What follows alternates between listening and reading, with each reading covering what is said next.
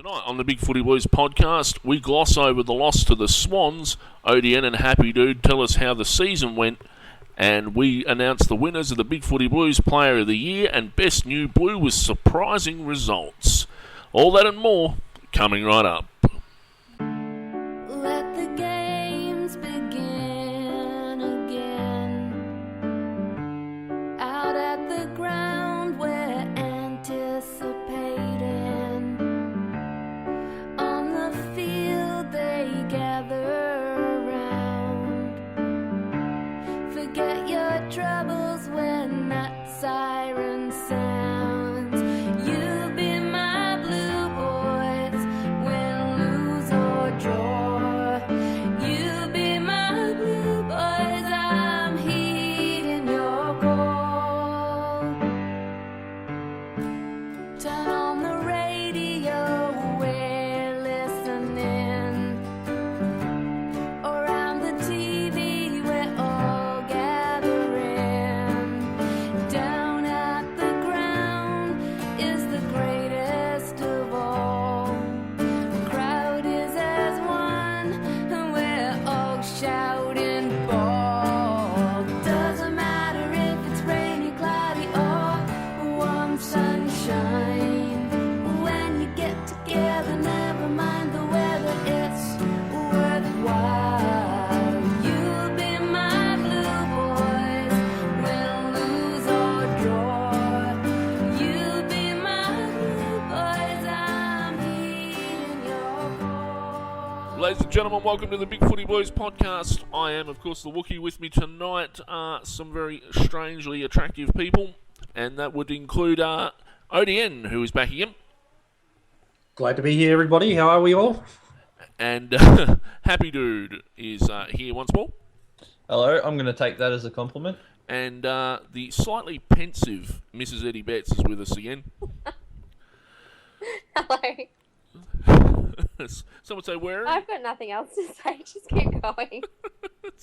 Well, that's it. Hello. It's hard, isn't it? You're gonna say hello I and don't goodbye at need the a end. fancy intro. Just hello. And- How are you? And for our legion of Big Brother fans, Michaela has whipped up some spaghetti bolognese for tea, and the housemates are tucking in. So Oh, thank God I know that. stay tuned for more updates as we get through the program this evening. I never knew we had such a Big Brother fan base on the program, but it turns out that apparently every man and his dog, and women as well. And woman. Thank My- you. My dog's not so keen. Anyway, we've got a big program to get through tonight. We're going to be announcing the Bigfooty Blues Player of the Year with a surprising result. Apparently, I've had numbers in today. He couldn't guess it. ODN hasn't been able to guess it. So it's going to be surprising, I think. But before we get to that, we're going to talk briefly about the game on the weekend, and unfortunately, it perhaps didn't result in a result that we wanted, guys. Definitely not. Obviously not. I think everyone wanted us to win. Yeah. No, it went pretty much as I expected, and it was a good result all around. Oh dear. It didn't end up being like, what more did we really expect to beat Sydney and go to Perth and get flogged by Freo? Like, No, we look. I would have liked to win, but I'm not too disappointed, to be honest. It wasn't a game. There was no spectacle there. The surface was so crap. All right, that our players went into every contest running at half pace. They never attacked the contest. They were so unsure of their footing. Sydney handled it better than we did. I don't know whether they've been training on the ground or whatever, but whatever stops we bought, they weren't right for that surface, and it took us at least 3/4 of the game to actually start running it anywhere near full tilt. So Sydney, they had injuries. They were worn out. They're not as fast as we are. And that ground suited their game perfectly. Did anyone else notice? I only noticed it once the commentators pointed it out, that only one of those stands was moved forward for the rugby the night before, and that happened to be the stand in front of the interchange, and that was where most of the slipping had occurred. People were falling over everywhere, but most of the slipping was on that wing and not the other one, and Sydney switched to utilise the other wing, whereas we didn't do it for the first half of the game. Well, that I didn't know changes that. everything. That just makes us stupid, doesn't it? It does, and Yeah. I was actually yelling at the TV until we started using the other wing because the whole ground was slippery as it always is there. But it was that wing was where they'd sown in all the new turf and where all the divots were coming up was where that stand was sitting, and we kept running down that wing. Is that where they were inspecting the grass at one point? Yeah, in front of the interchange. Yeah, because I was at the game, so I haven't heard, and I'm not going to watch the replay. So I haven't heard any of that. But I know when I was on my way there were a couple of rugby fans sitting across from me on the train, and they were talking about how the grass is longer and how it plays to Sydney's advantage because they're prepared for it.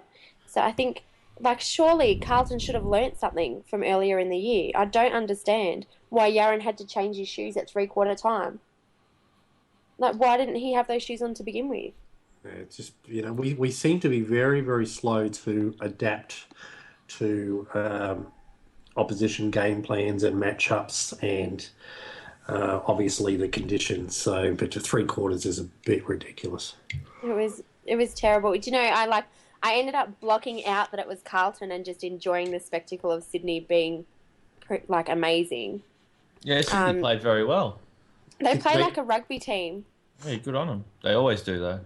Well, that's what I mean. Like, it's interesting to watch how differently they play to most other teams because they play like rugby. Like they dish the ball off really quickly and they run in packs. They're never, spread out as much as anybody else. But they seem to always be in the right place at the right time. I don't understand how they do it.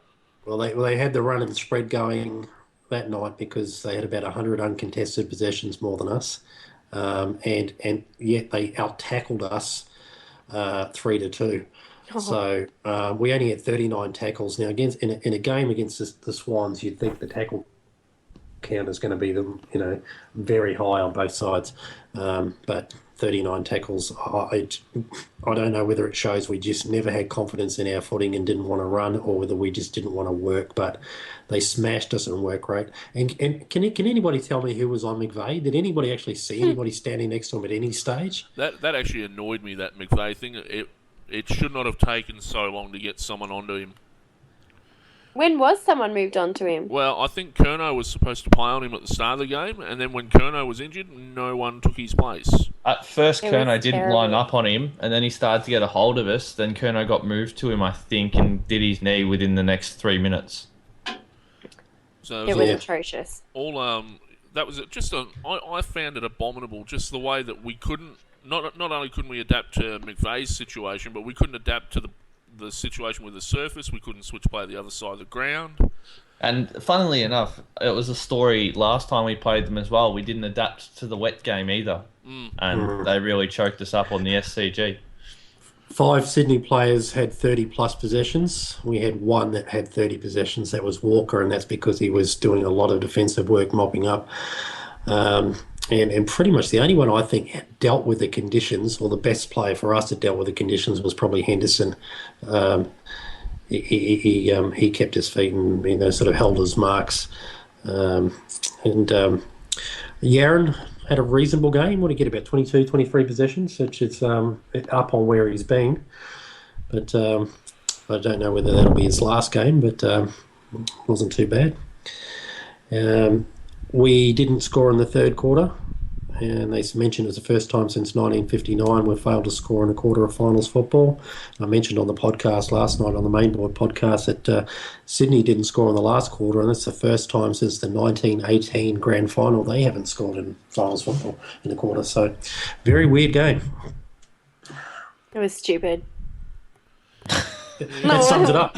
It was a stupid It's game. probably the best way to sum it up. I could have avoided all that and just Yeah, said, that's what I was "Good night." laughing at. Long explanation. Just summed up with stupid. Eight goals, 14.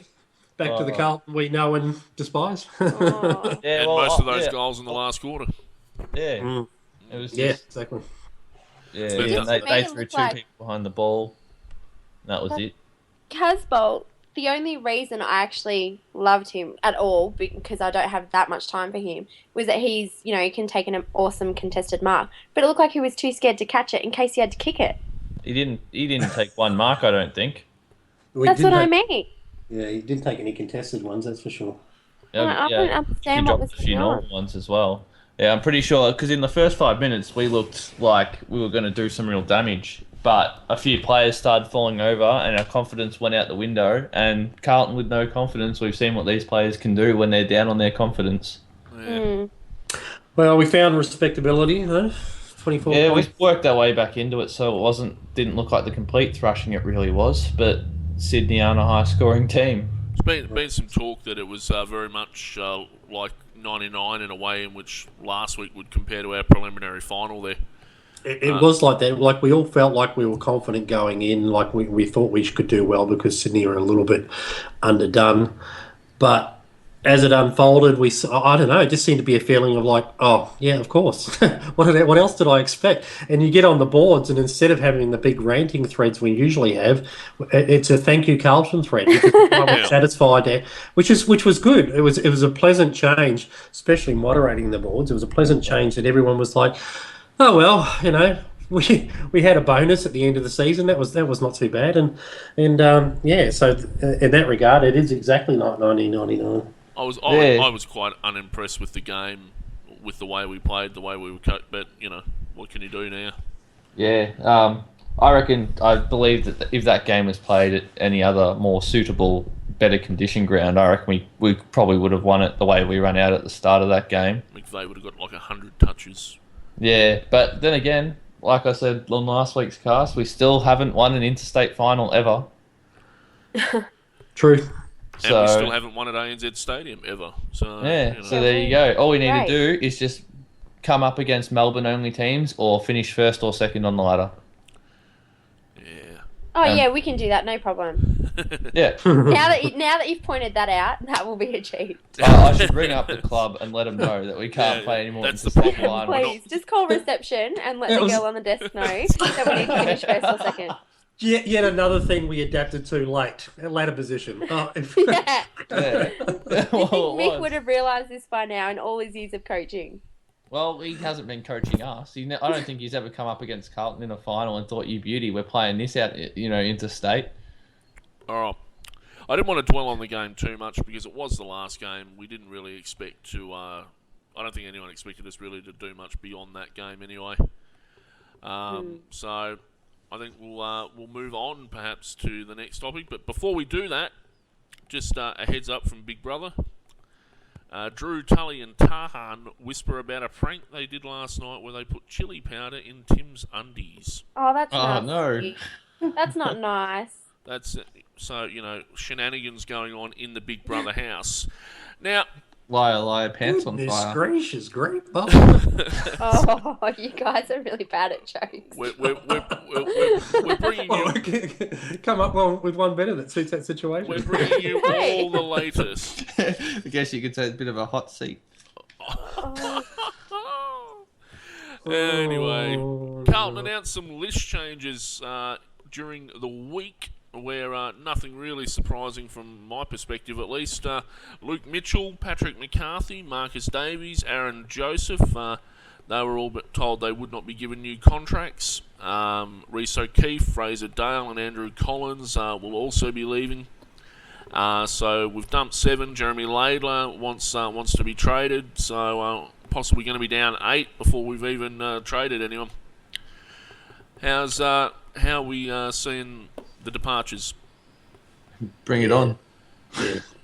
Yeah, not too bothered. Nothing that stands out and makes me cry. I feel a little bit for O'Keefe because he had some potential, but his body was never going to get right. He's not going to go anywhere else and hurt us. Yeah. I don't know. McCarthy maybe there is some interest in South Australia. He might make it onto a rookie list, and he might come right. But he certainly didn't apply himself while he was at Carlton. Aside from that, thank you to I guess loyal foot soldiers Joseph and Davies to a point. Lately you just go, what the hell happened? Yeah. Is he ever going to get back to what he was in 2011? Oddly enough, of everyone on that list, it's Mitchell I wish we'd actually seen more of in the seniors. But, Yeah, he wasn't even playing in the VFL seniors. Yeah, he just lost all confidence when he did that. When he redid his shoulder, it was just an uphill fight from there. He started to get it back and copped another knock and just couldn't mark after that, wouldn't put his body on the line, and that's what you need to do, is that sort of player, big full forward. Well, like I said, Yes. I was talking to numbers earlier. He came in. He wasn't. He was surprisingly upbeat about it all. Didn't see anything really to complain about with the people that were going. No. I don't have a problem with it. And that's 8 players who can proudly say they played at least one senior game for the Mighty Blues. It says a lot though that we can dump 8 players and not really have anyone go, well, why are we getting rid of this guy? Like, this guy's got potential, or this guy's got this. No one's saying that. Everyone's looking at it going, well, that's all perfectly reasonable, really. Well, but except for Laidlaw. But we haven't dumped him. He wants more opportunity. He wants to go. Well, if he didn't say that, we would have shown him the door anyway, I'm sure. Well, he wasn't. I don't think so. we If we would've. were going to show him the door, we would have just delisted him. Yeah. But it said, I don't know, I read an article today that said, the way it was worded said to me that he got in first, basically. Look, I think it's a break from tradition. We usually hold on to these players far too long. I think Mitchell and McCarthy are reasonably fast delistings for talls. And Mitchell had a bad year this year, but he had potential last year. So we were looking forward to these guys last year when they came in and played that last game against St Kilda. We thought those 2 guys would go from strength to strength, and we'd see a lot more on senior football from them this year. They didn't have great seasons. They had injuries and whatnot, but we're just deciding, hey, we're so used to holding on to these players for far too long. It's good that we're actually saying, no, we're going to take a risk and cut them. Will we re-rookie either McCarthy or Mitchell? Is there any chance of that, do you think? Well, Just have like a backup tall development, give them another year or 2 to see how they go on the rookie list. I think Mick's got his heart set on renewing, and not taking the old people in. I think he's going to clear out. We've taken 3 off the rookie list, and two are going to be elevated from the rookie list. So our rookie list is going to be fairly cleaned out. So in that regard, there is room to do that if we so desire. That's what I was thinking. Just one, not both, or a whole lot. Just one of the tools that one of them might have seen something in, because a rookie list spot, doesn't take a whole lot away from someone else really, if you don't have anyone already lined up to fill that position. Yep. But yeah, we'll see where it goes from here. We'll bring on the free agency and trading period. From 14 clubs that have announced so far, there's been 69 delistings or retirements so far. Most clubs haven't announced their delistings yet. There's only about 7 clubs that have announced delistings, so it's going to be a very interesting draft and rookie list draft this year. So, you're talking about 120 people looking for new jobs. I would say out of those 69 positions that just opened up, you're probably looking at an average of sort of 1 to 2, maybe about 30 rookies across the league being elevated into those positions. So, yeah, they're maybe not as dramatic as it first seems. So we'll see. Yeah. The other thing is, whenever you bring in a new coach, I feel the coach should get at least 12 months to see what they can do with the list and personnel that's already at the club. And Mick's obviously learnt from some of the comments he made towards the end of the year that he likes the coaching staff he's got around him, and the players just weren't up to it. Yep. And that's a decision he's made with our list and department. So we'll see if he moves any coaches along, but I don't think we'll see too many drastic changes as far as coaching's concerned, because he obviously feels it's the list that just couldn't do it. And if you're wondering, we'll be doing a bit of a list review starting next week on the podcast, and we'll be bringing in a new special guest for that, and they'll be giving us a hand to look over the list and any deficiencies and positives that we might have had. It's going to be a very big week next week.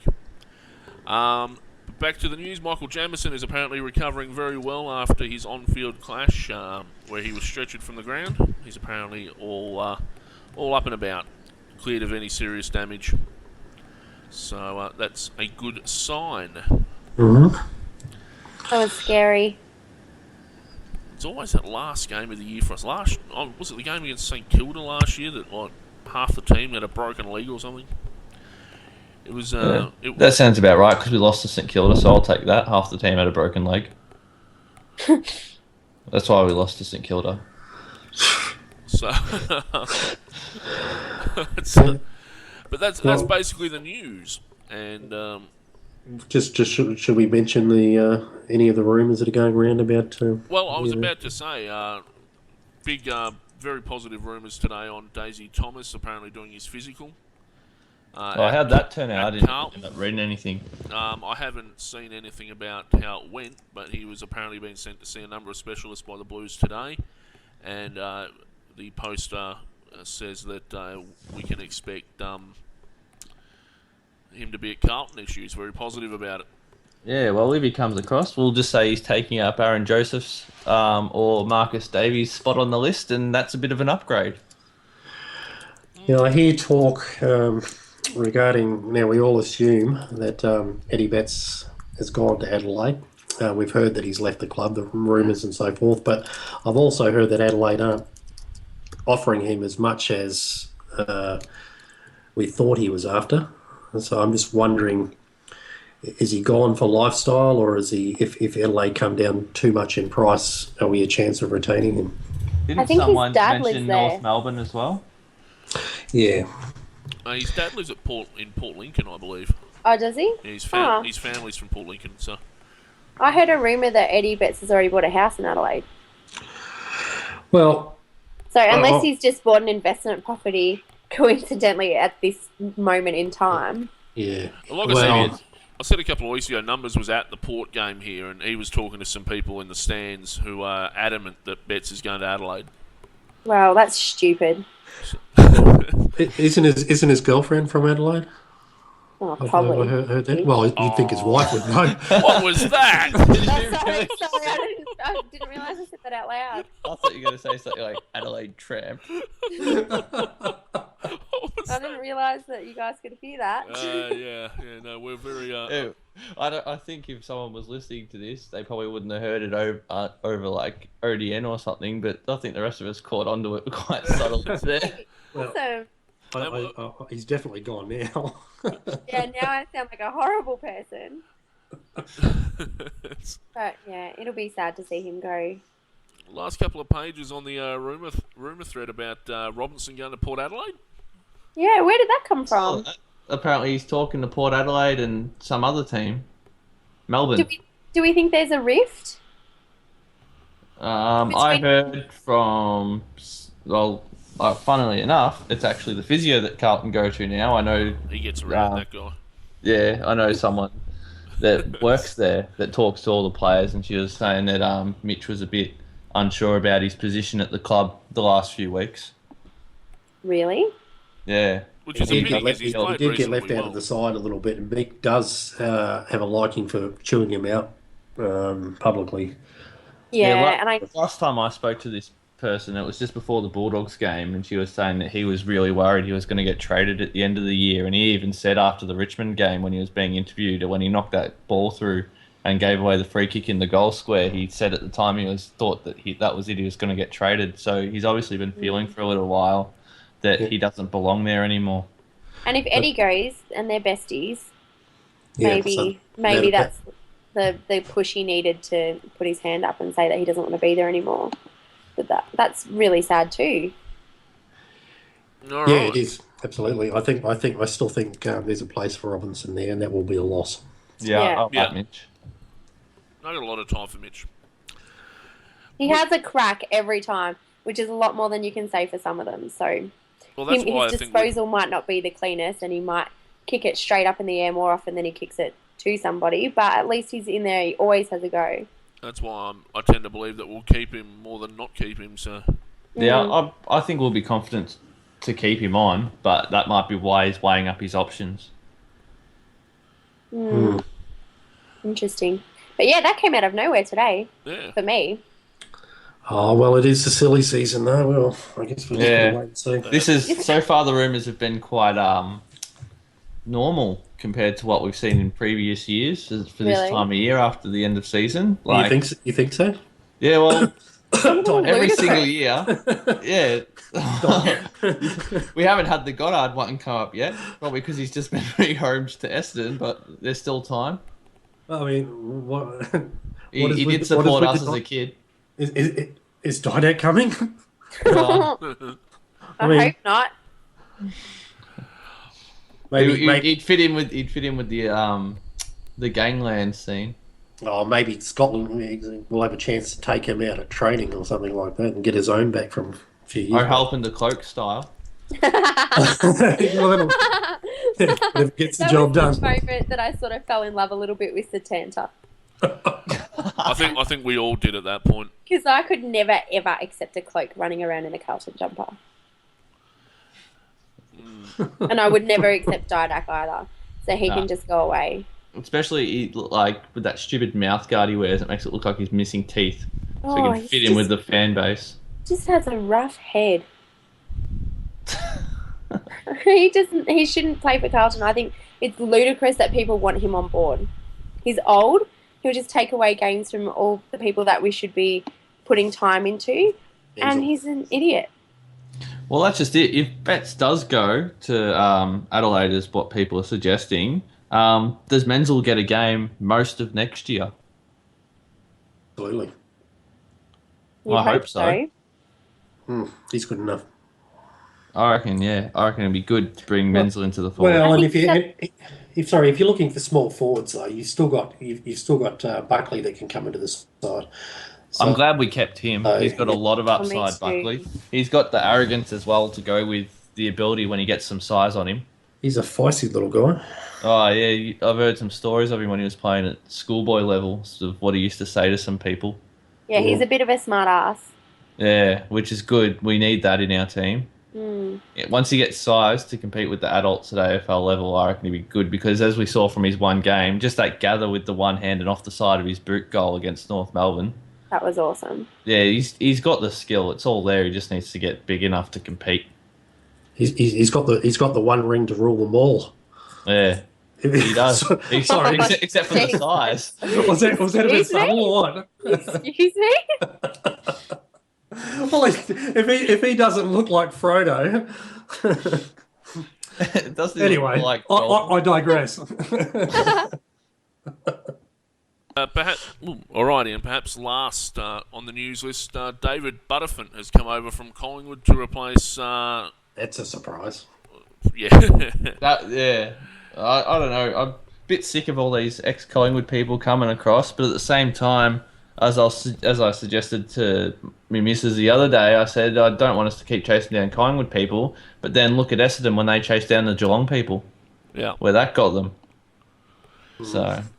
Yeah, situation only I guess slightly I'd rather different. be safe sticking with the Collingwood people for now. Well, look, let Mick build his team the way he sees fit, and the ones that he can work with that will actually follow the plan that he set out for them. So, Very true.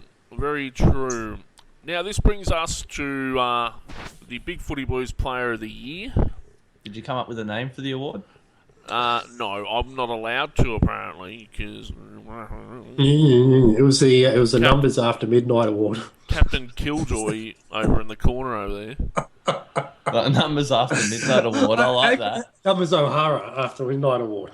Just Numbers After Midnight because that sounds cool. Just to update you all on the other awards before we get to the Bigfooty Blues Player of the Year. The highest ranked Carlton players in the AFL Coaches Association award was Simpson, McLean, Walker, and Murphy in that order. Simpson well ahead of McLean. In the Age Player of the Year award, Murphy well ahead of McLean and Henderson. Oh. And in the Herald Sun Player of the Year, McLean ahead of Judd, Murphy, and Henderson. And in the Lou Richards medal for Channel 9, it was Murphy and then Carazzo. But in all four of those awards, Carlton players were well down on the list. Sorry, Carazzo. Carazzo? Yeah. That's how How often. many games did he play? That's how often we polled, apparently. It could also be Ah. Channel 9 not updating their website, so I don't know how old that information is. 2012. However, I've been Early 2012 when he towed up Collingwood. Sorry, the first three rounds, yeah. I've been dropping hints for the last day or two to the guys in the podcast about who may or may not have won the Player of the Year award. Who won the Best Young Player of the Year award first? Best Young Player of the... Who do you think won the Best Young Player of the Year award? I was going to put my money on Keisha. Odin? Casey got a fair few votes in the middle there, and he did play 14 games. So yeah, I'd say probably Casey. Yeah. And Mrs. Eddie Betts? Oh, I haven't really thought about it, so I'll go with Keisha too. Well, Because they sound really confident. basically, how we did this was basically whoever got the most votes at the end of each round for Best New Blue got the nomination for that round. So maybe White. So the most nominations for over the 25 rounds that we ended up playing, including the elimination final and the semi-final, means Kane Lucas is our winner. Good on him. Yay! Good on him. Well done, Lucas. So I like Kane. which is ironic, given the Best New Blue award is for players who played 20 more than 20 less than 20 games at the start of the season, and Lucas was on 19. Ooh. So That extra experience yeah, helped out. coming in second place for Best New Blue was Kasia with 4. Rowe, Bell, and Menzel with 3 apiece. Watson got 2, and Bootsma and Casbolt brought up the rear there with 1 apiece. Good on But you, Bootsma. every one of our New Blues except for Buckley, I think, who only played the 1 game or 2 games anyway, got a nomination for Best New Blue. And Graham. And Graham, that's right, at some point in the season. But to the main event. And I can tell you that most of our New Blues also received at least 1 vote in the main leaderboard. Bell, Menzel, Bootsma, Watson, they all received at least 1 vote. Rowe got 2. Casio got 3. But we'll start lower down. The surprises, perhaps. Warnock got 9 votes, finished at about 12th. We should call it the Robbie Warnock Award. It only surprises you, I think. It does surprise me. That's right. It's the only lamppost in history to get votes. Oh, God. Yaron with 11 votes. Scotland with 8. Armfield drew with Lucas on 5. Tui got 4 votes for the year. What? 4 votes for Tui. Oh. I speculated that he doesn't get a lot of possessions, and it's usually the ones that get a lot of the disposals that get the votes. But he always does something great during just about every match. But I guess statistically, he's never up there in Dream Team because he's a defender. They don't get the plaudits. So. Betts got 2 votes for the year. They were probably both from me. Perhaps symptomatic. Well done, love. Well, Hampson got. Don't go. You've got to remember that no one person here who got 5 votes or 4 votes or 3 or 2 or 1, they can't have come from one person. It's an amalgamation of everyone's votes at the end and wherever they ranked at the end of the round. So more than one person will have to vote. It's like Hampson got 1 vote in the very first round of the season, and it wasn't just me voting for him. So a number of people had to vote. Someone else loves him. So, maybe Megan Gale has like 20 Big Footy accounts or something. I don't know. Maybe I have 20 Big Footy accounts. No, I don't. I only have 3, and one is clearly my old account. So let's count down the top 10, Wookie. now, I don't know where the top 10 starts, but I can tell you that At 10. Yeah, sure. just go down the list, count down 10 names, and then go up. Use your fingers. Take off your shoes. All right, Whatever you need to do. Coming in at number 8, I'm going to do a top 8. So coming in at number 8 will be Chris Yaron on 11 votes. Equal 7th were Jared Waite and Ed Curnow. On 6th place, outright 6th, Michael Jamison with... No, actually, sorry, fuck, mate. Oh. Jamison was also equal with Waite and Curnow on 13. McLean and Murphy were next up with equal on 17. Walker and Gibbs next up on 22 votes apiece. Garlett and Cruiser bringing in equal 4th with 26 votes apiece. Now the top 3, I've given hints and I haven't told anyone who they are, and there's a pool of players that this is fairly obviously going to come from. And ODN, you're right in your guess that it was one of those 3, but you're wrong on your assumption as to who it was.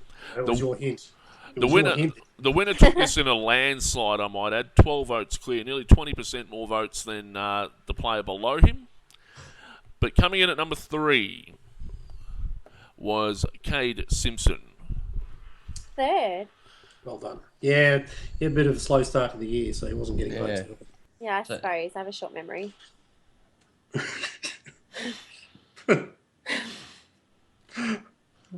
Who said that? What do you mean? What? Oh, sorry. I was just. I was just reiterating the memory thing. Yeah. I don't get it. I have a short memory and I'm dumb. So spell it out. Who said that? You guys are... Anyway, who came second?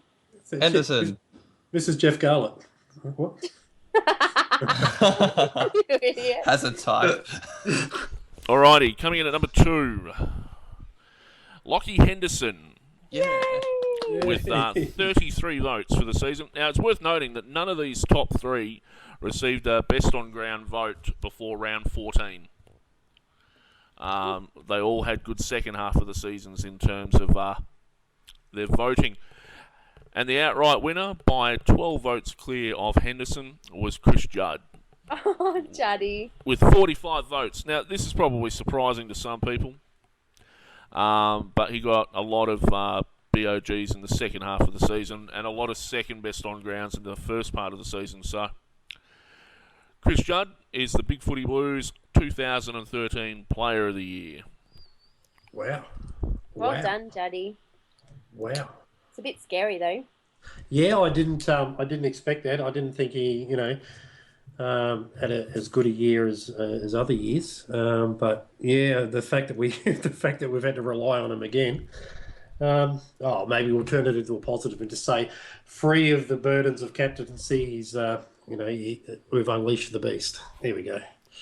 I'm glad we could get a key position player to come second. Well, yeah. Yeah, good point. Like, how often... I think Fev was the last person that would have come close to being able to do that for us. So that will all be posted to the forum in a thread tonight, but separate to the podcast thread.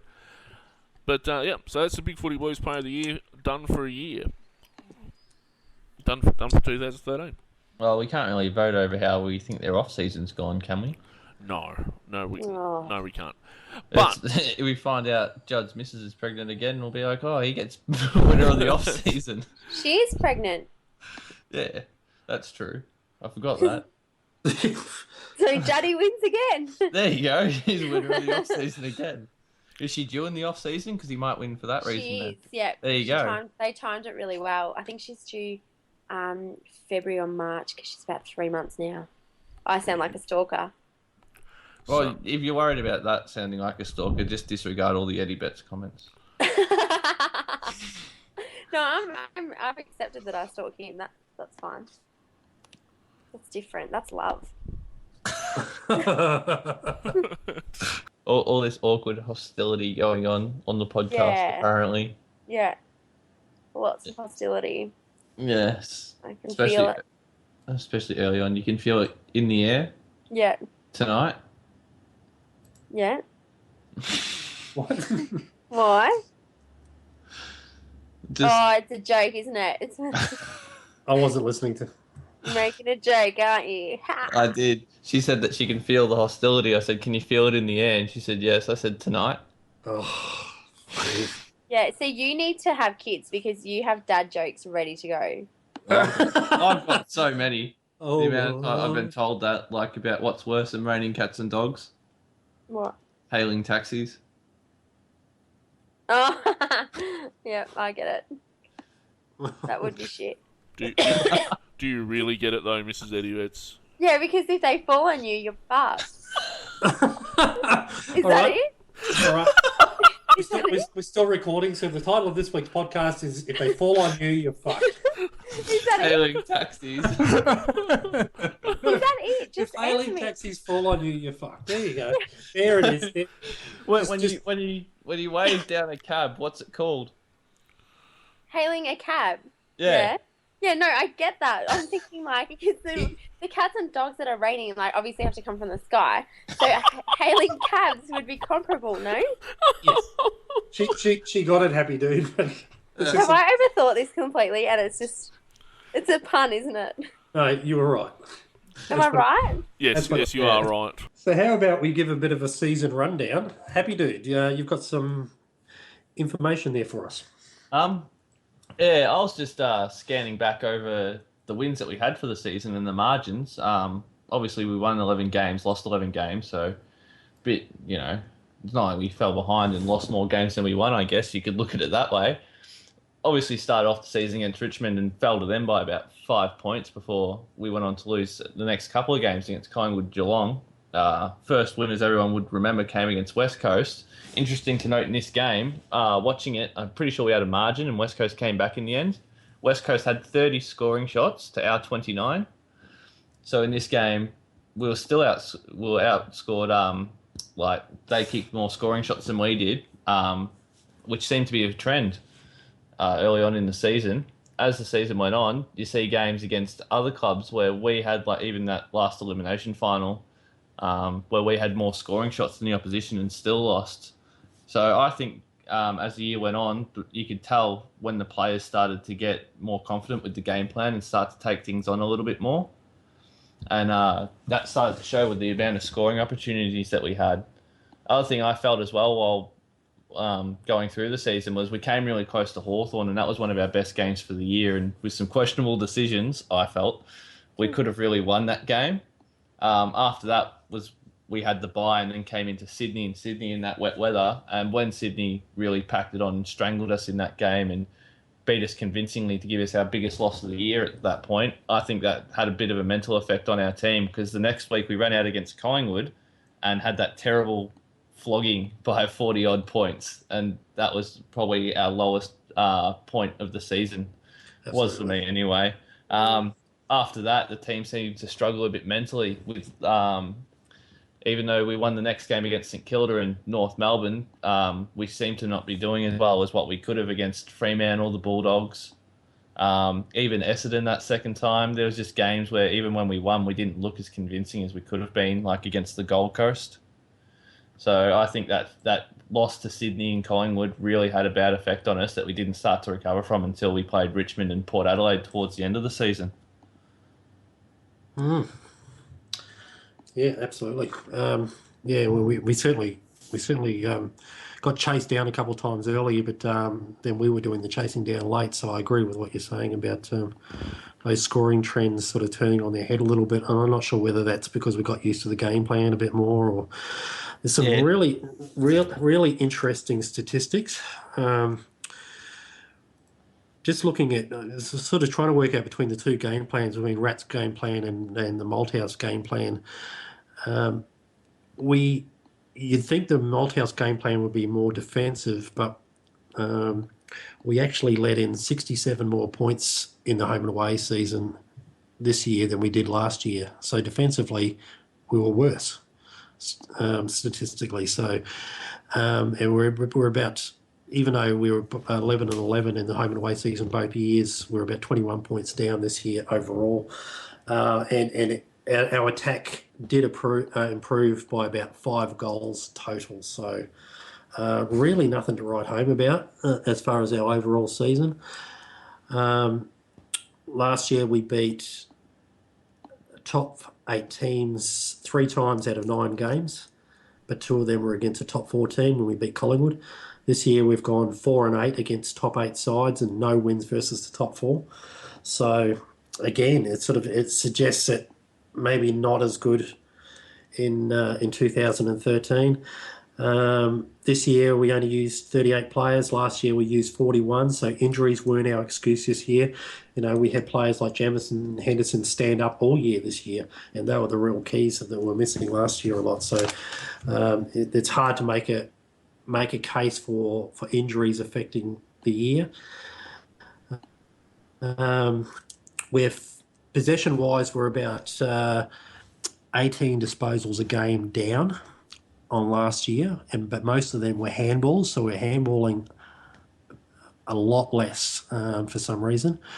and we're about 9 marks a game down compared to last year, with 6 tackles a game down. So, these are key areas where we're falling away fairly dramatically. We're up on contested possessions, way down on uncontested possessions, and we're up on inside 50s. So it's a bit all over the place. But statistically, you could certainly make a better case if you looked at those 2 years without knowing what the results ended up being, for thinking that we would have done better last year than we did this year.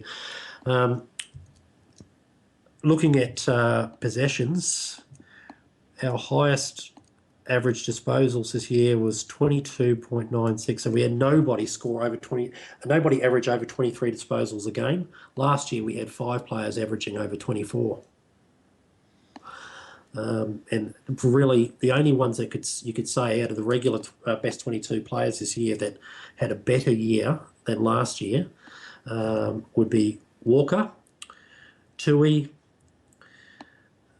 Lucas, Gibbs, and Garlett was roughly the same.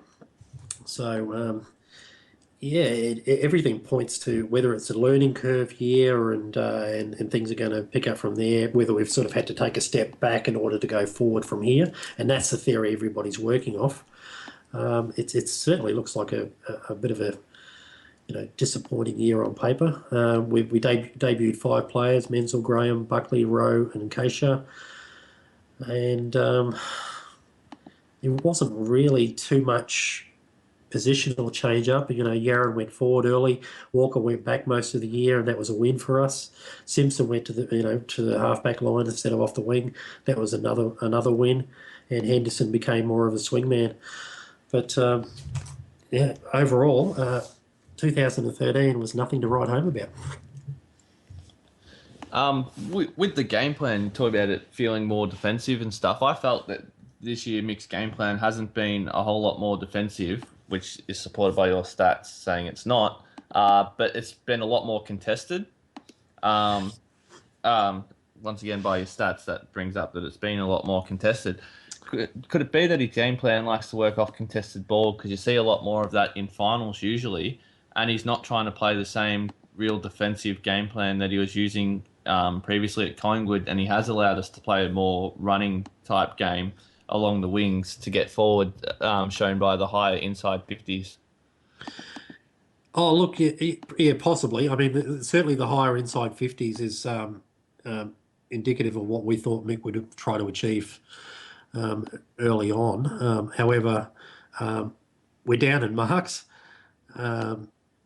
So Yeah, a little bit up in contested marks, though. But it's sort of like we haven't had that. We're playing that game plan, but our cattle doesn't fit that. So we don't need to play that actually going to suit that game plan. Contested possessions, by the way, we're only 5 contested possessions up on last year, so the difference is fairly negligible, 147 to 142.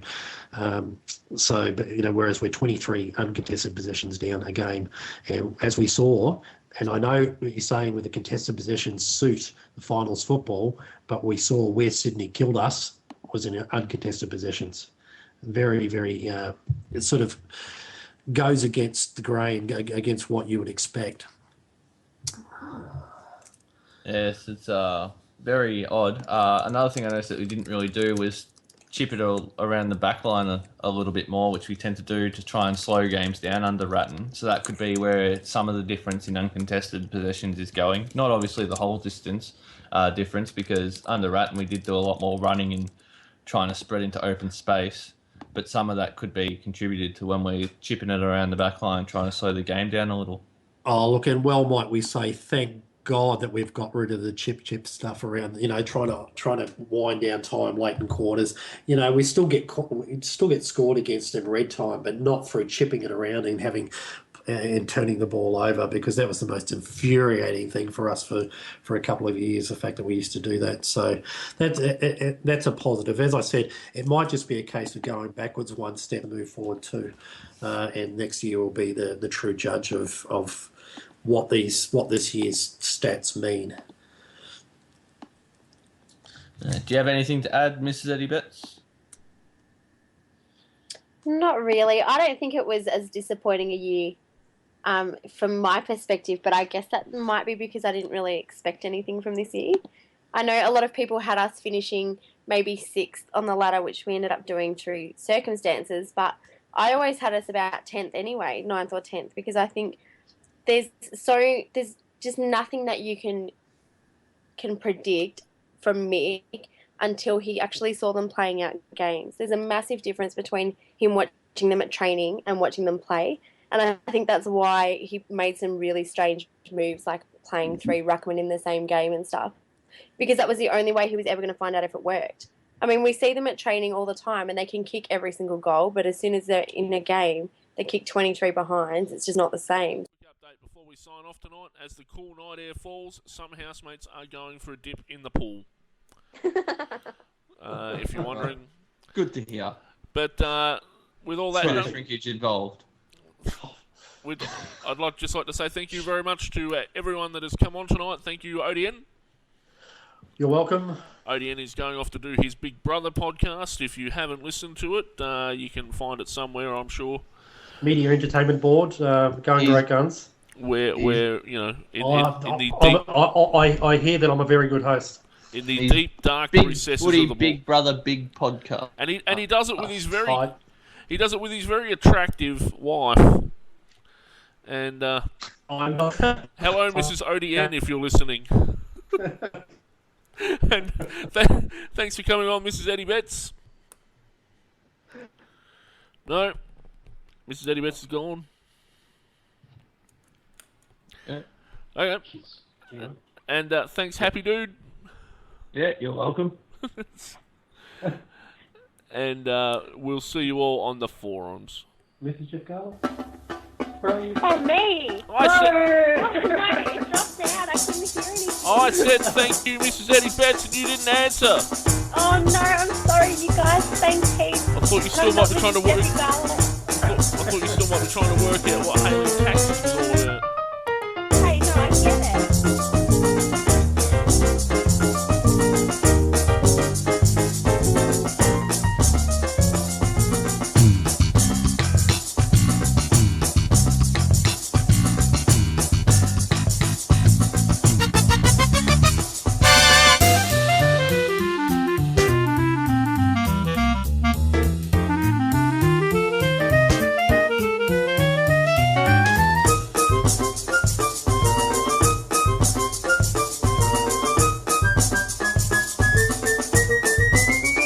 ba ba ba ba ba ba ba ba ba ba ba ba ba ba ba